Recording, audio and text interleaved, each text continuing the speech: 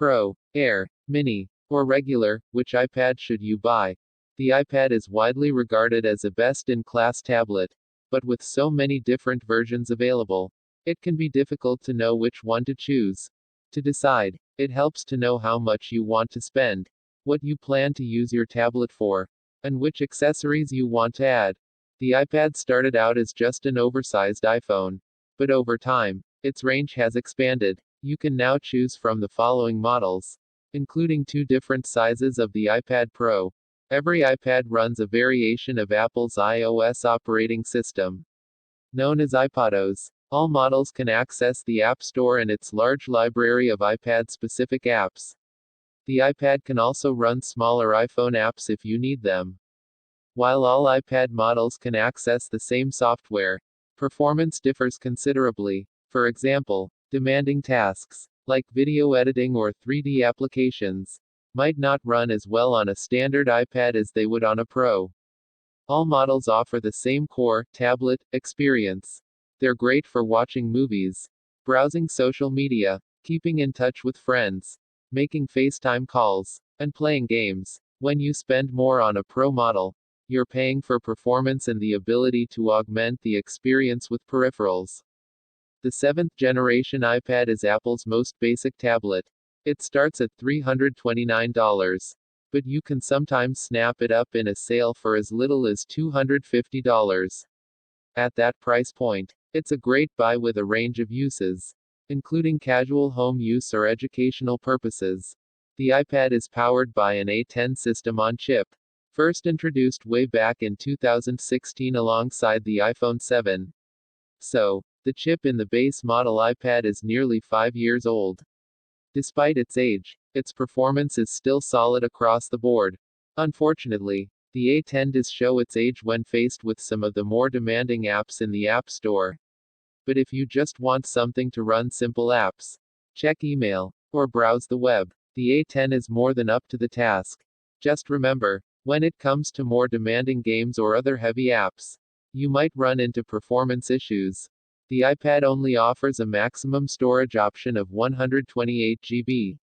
The 10.2-inch screen is also slightly smaller than the Air and Pro models, and also lacks the wide P3 color gamut and True Tone display. Cutting these features saves you money, though, if you can live without them. The rear-facing camera uses the same 8-megapixel sensor as the iPad Air, but the front-facing camera barely clears the megapixel mark. This will make for a disappointing FaceTime experience for the person on the other end of your calls. You can use the basic iPad with a smart keyboard case and first-generation Apple Pencil if you want. This could make it a great typing tutor experience for kids, or even introduce young minds to the world of digital art. With apps like Procreate, the iPad Air offers a more polished tablet experience compared to the base iPad, while still feeling more like a tablet than a laptop. Starting at $499, the iPad Air comes with the same A12 system on chip that appeared alongside the iPhone XS and XR in 2018. Despite being a few years old, the A12 is still a highly capable chip that provides a smooth experience in the latest versions of iOS and iPadOS. This makes the iPad Air a more future-proof device than the base iPad when it comes to software support and overall performance. The 10.5-inch screen is a lot better than the 9.7-inch display on which Apple once relied. When combined with Apple's Smart Keyboard Folio cover, the iPad Air provides a very comfortable typing experience. Even if the case itself is a bit flimsy, iPad Air owners can also use the first-generation Apple Pencil for drawing, typing, and annotating. While the Air is a capable machine, there are some big differences when you compare it to the more capable Pro models. This includes an upper limit of 256 GB of storage. It doesn't have a USB-C port for expansion, only the proprietary Lightning connector. You only get one 8-megapixel camera, and the speakers don't have the punch you see on the Pro models. The display also isn't as bright. It runs at 60 Hz, rather than the 120 Hz on the Pro, and the color reproduction also isn't quite as good as the Liquid Retina display on the Pro. The chassis is the old-style iPad shape, with chunky bezels, and a home button with an integrated Touch ID fingerprint scanner. There's no front-facing TrueDepth camera or Face ID. You can use gestures on the iPad Air, but it isn't as reliant on them as the Pro. Despite these limitations, the Air can do just about everything the Pro can, albeit at a slower pace and with somewhat inferior accessories. The Air makes for a comfortable upgrade over the base iPad, due to its upgraded system on chip. If you want a premium tablet experience, but can't justify the iPad Pro, the Air is a compelling choice. Apple's flagship tablet is the iPad Pro, which is available in both 11, starting at $799, and 12.9-inch, $999 sizes. Both options start at 128 GB of storage. But you can add up to 2 TB on the 11-inch model. The 2020 iPad Pro includes Apple's A12Z Bionic system on chip, which features an 8-core GPU to help with visually demanding tasks, like 3D rendering. That makes the iPad Pro suitable for video editing, playing games, and running demanding creative applications, like digital audio workstations. This also applies to gaming. If you want your games to look their best and, more importantly, perform their best, the iPad Pro has the extra grunt required if you game on the go. However, you're probably better off investing in a dedicated console like the Nintendo Switch. The iPad Pro models also have their own accessories. Most notably, the Magic Keyboard with a floating hinge and the second-generation Apple Pencil stylus. The Magic Keyboard marks a shift for Apple, as it's the first iPad accessory to include a trackpad. Unlike Apple's other tablets, the iPad Pro also has a USB-C connector, which you can use to expand your tablet to include adapters for HDMI out, 3.5mm stereo, and USB-A connectivity, just to name a few. It's much more like a computer than any other iPad model, all of which use the proprietary Lightning connector. There's no denying that the iPad Pro provides a more premium user experience than the rest of the range. These tablets ship with a 120Hz ProMotion display which operates at twice the refresh rate of a standard iPad, 60Hz. The result is a noticeably smoother, more responsive touch interface, as well as a more accurate experience with the improved Apple Pencil.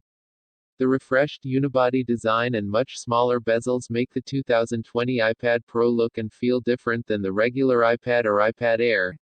Also, unlike the standard iPad, there's no home button because the iPad Pro uses gestures and facial recognition. Like Apple's flagship iPhones, the Pro also includes wide and ultra-wide cameras on the rear and a lidar scanner for improved performance in augmented reality. A larger chassis also means more room for speakers, notably subwoofers, while the standard iPad and iPad Air provide a passable audio experience. The iPad Pro punches well above its weight in terms of bass response and the ability to fill a room with audio. This is typical of what to expect with the iPad Pro if you're prepared to spend the extra money.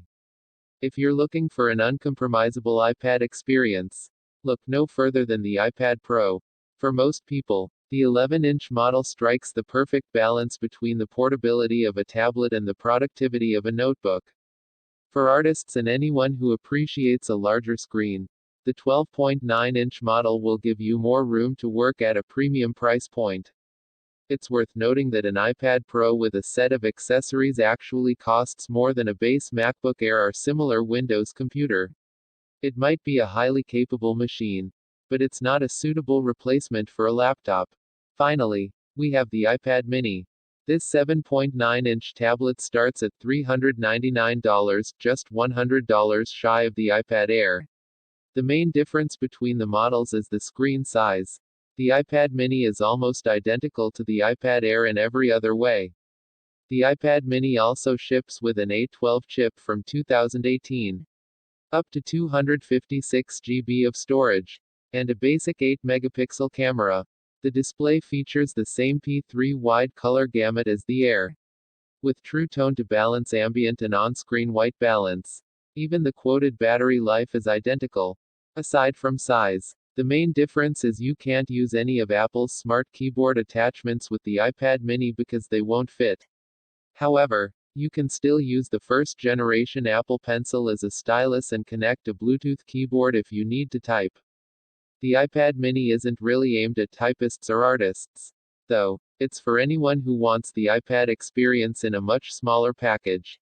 It's fine for browsing the web, replying to emails, or playing games on an extremely portable 7.9-inch device. Many people think the iPad mini is a great size for reading because it's about the size of a large yet thin paperback novel. And you can easily hold it in one hand. The iPad Pro is the obvious choice if you want the best iPad experience possible and don't mind paying for it.